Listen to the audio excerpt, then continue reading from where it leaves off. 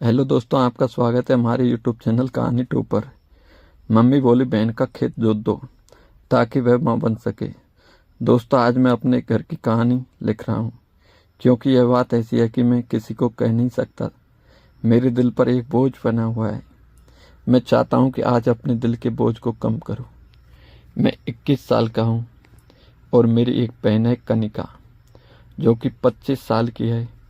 मेरे घर में मेरी मम्मी और मेरे पापा 3 रहते हैं। कनिका दीदी की शादी हो चुकी है, वह अपने ससुराल में रहती है। मैं दिल्ली में रहता हूँ और कनिका दीदी गाजियाबाद में रहती है। दीदी के शादी हुए 4 साल हो चुके हैं, पर अभी तक कोई बच्चा नहीं हुआ था। पर आज मेरी माँ के कहने पर मैंने अपनी दीदी को माँ बनने का ख्वाब पूरा किया है। आज मैं आपको ये कहानी बताऊंगा। आपको थोड़ा अटपटा तो लगेगा, पर यह सच है। मेरा नाम रामकेश है। मैं अभी पढ़ाई कर रहा हूँ। घर में पापा मम्मी हैं, दोनों जॉब में हैं। एक दिन की बात है, रात में कनिका दीदी का फोन आया। माँ ने छत पर जाकर करीब 1 घंटे बात की। फिर जब नीचे आई तो रोने लग गई। मुझे कुछ भी समझ नहीं आ रहा था। मैं पापा को कमरे में ले गई और सारी बात बताई। मुझे उस समय तक कुछ भी नहीं पता था। बस बाहर आकर मुझे बस इतना पता चला कि कल तुम्हें कनिका दीदी के घर जाना है, उसको लाने के लिए। कनिका दीदी दूसरे दिन शाम को आ गई। कनिका दीदी जब कुंवारी थी और सच पूछिए कि जब वह जवान हो रही थी, तब मुझे उनको छूने का मन करता था। मैं कई बार उनको देखा। जब वह कपड़े चेंज कर रही होती थी, तब मैं किसी न किसी बहाने कमरे में जरूर जाता था। जब कभी दरवाजा खुला होता था, क्योंकि मेरी दीदी बहुत ही खूबसूरत थी। इतनी अच्छी है कि कोई भी आदमी देखेगा तो मेरी दीदी को पसंद करेगा। मैं करीब 3 साल तक उनके बारे में सोचकर मैंने कुछ ऐसे इकहत्तर बहत्तर किए थे। मुझे उनके साथ प्यार करने का मन करता था। कई बार तो सोचा कि बोल दूं, पर मुझे बहुत डर लगता था कि कहीं वह माँ को बता दे तो क्या होगा। यह अरमान तो अरमान ही रह गए थे। रात को जब वह सो जाती थी तो कभी कभी उनको छू लेता था। तो कहने का मतलब है कि मैं पहले से ही अपनी बहन का आशिक था, पर कुछ कर नहीं पाया था। जब 3-4 दिन हो गए तो मैंने पूछा कि माँ, दीदी को क्यों बुलाए हो? वह भी इतनी जल्दीबाजी में। तो माँ कहने लगी कि उसका तुम्हारे जीजा के साथ लड़ाई हो रही थी आजकल, इसलिए मैंने सोचा कि चलो उसका दिल बहल जाएगा। फिर कुछ दिन के बाद एक दिन माँ मुझे पार्क में ले गई और बोली, देख बेटा, पापा आज नहीं है, इसलिए तुमसे एक बात कह रही हूँ। यह घर की इज्जत है, घर में ही रखना। इस काम में पापा को कुछ भी पता नहीं चलना चाहिए। तो मैंने माँ से कहा कि माँ, कौन सी ऐसी बात है जो आप कह रहे हैं? आपके लिए तो मेरी जान हाजिर है, आप मुझे बताओ प्लीज। तो माँ कहने लगी, मुझे कनिका ने बताया कि वह अपने पति से माँ नहीं बन सकती। दिक्कत उसके पति में है, पर इस बात को उसके ससुराल वाले नहीं मान रहे। दिक्कत कनिका में है। तू अगर चाहता है कि तेरी माँ और तेरी बहन अगर खुश रहे तो तुम्हें एक काम करना पड़ेगा।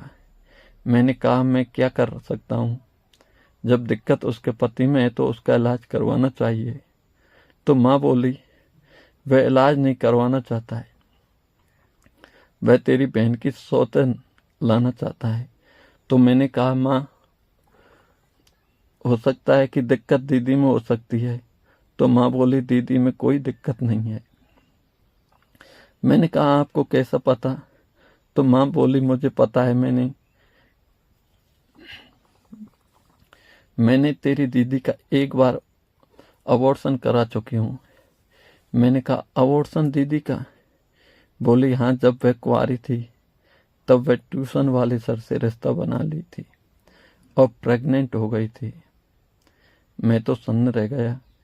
मैंने सोचा बताओ, जिंदगी भर में एक सद कर काम चलाया और कोई मेरी बहन को गर्भवती कर दिया। माँ बोली क्या सोच रहे हो बेटी? मैंने कहा कुछ भी नहीं माँ। तो माँ बोली जिंदगी में बहुत सारे कुछ ऐसे इंसानों के से गुजरना पड़ता है। तो मैंने कहा तो इस बात से साफ जाहिर होता है कि जीजाजी में ही दिक्कत है। माँ बोली हाँ, अगर तुम्हारी बहन 1 साल के अंदर माँ नहीं बनी तो वह दूसरी शादी कर लेगा। मैंने कहा तो मैं क्या कर सकता हूँ? तो माँ बोली तुम्हें अपनी बहन के साथ सोना पड़ेगा। मैंने कहा क्या कह रही हो माँ? माँ बोली हाँ बेटा, घर का इज्जत बचाने के लिए तुम्हें यह काम करना होगा। मैंने कहा ठीक है, पर दीदी वो क्या? यह तो माँ बोली तू चुप हो जा।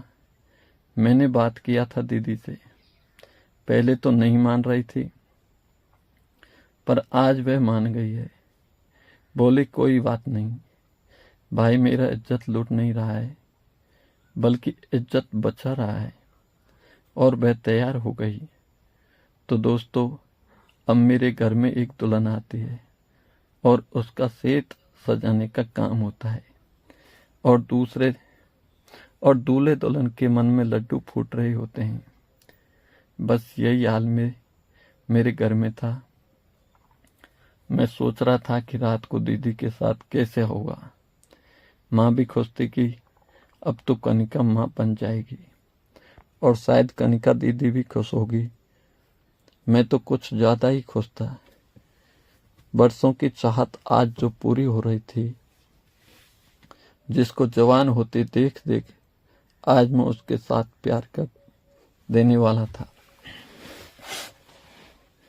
जब से दीदी को यह बात पता चला कि मैं मान गया हूं, वह मेरे सामने नहीं आ रही थी। रात को मैंने खाना खाया। दीदी अपने कमरे में ही खाना खा रही थी और रात को करीब 10 बज गए थे। माँ बोली जा बेटा, इज्जत रख ली। मैंने माँ को कहा आप चिंता नहीं करो और माँ अपने कमरे में सोने चली गई। मैं दीदी के कमरे के पास पहुंचा तो दरवाजा अंदर से सटा हुआ था। मैंने दरवाजा को खोला और अंदर गया। दीदी पलंग पर बैठी थी। वहां जाकर खड़ा हो गया। दीदी मुझे देखी और बोली क्या कहूं, मुझे कुछ भी समझ नहीं आ रहा है। क्या यह सही है, क्या यह गलत है? मैं खुद सोच नहीं पा रही हूं, पर इतना तो है कि अगर तुम्हें हेल्प किया तो मेरी जिंदगी बर्बाद हो जाएगी और जिंदगी बर्बाद होने से बच जाएगी। मैंने कहा दीदी आप चिंता नहीं करो, आप खुश रहोगे। और मैं पलंग पर बैठ गया और अपना हाथ दीदी के पीठ पर रखा। जब गजब की लग रही थी, वह नजर झुका ली और मैंने उनके फेस को ऊपर उठाया। वह शांत रही और मैं भी शांत ही रहा। कुछ भी जल्दबाजी नहीं करनी थी, पर किसी को जल्दबाजी थी तो वो थी। फिर मैंने दीदी को अपने बाहों में भर लिया और आप लोग जानते होंगे क्या करना है। मुंह उठा और दरवाजा बंद कर दिया और दीदी को माँ बनाने में लग गया। आज मेरा सपना भी पूरा हो रहा था। इस तरह रात में कई बार हुआ। फिर हम सब सो गए। जब सुबह हुई तो माँ मुझे मिली और पूछी कैसा रहा। तभी कनिका दीदी भी आ गई। मैंने कहा मुझसे क्या पूछती हो आप, इन्हीं से पूछ लो। दीदी बोली बहुत अच्छा रहा, आज तक ऐसा नसीब नहीं हुआ था। माँ बोली बस मेरा अरमान पूरा हो जाए और तेरा घर बस जाए। मेरी तो यही तमन्ना है, फिर क्या था। दोस्तों, दीदी यहाँ 10 दिन तक रही और जितना हो सका मैं उनके साथ प्यार किया। फिर जीजा जी आ गए और दीदी को वापस ले जाने के लिए, और दीदी चली गई। दीदी का फोन आया करीब 2 महीने के बाद।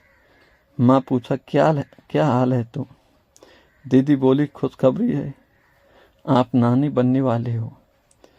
और दीदी मुझे भी थैंक यू कह रही थी। फिर दीदी ने जनवरी में एक बच्चे को जन्म दिया। आज दीदी माँ बन चुकी है और उसके ससुराल वाले खुश हैं और मेरे घर वाले भी खुश हैं। दोस्तों, यह कहानी का सुनाने का मकसद मेरा आपका दिल दुखाना व किसी के ठेस पहुंचाना नहीं है। बस आपको जागरूक करना है, आपको सचेत करना है कि आप भी ऐसी परिस्थिति में हो तो आपको कैसे बचना है। दोस्तों, कहानी अच्छी लगी हो तो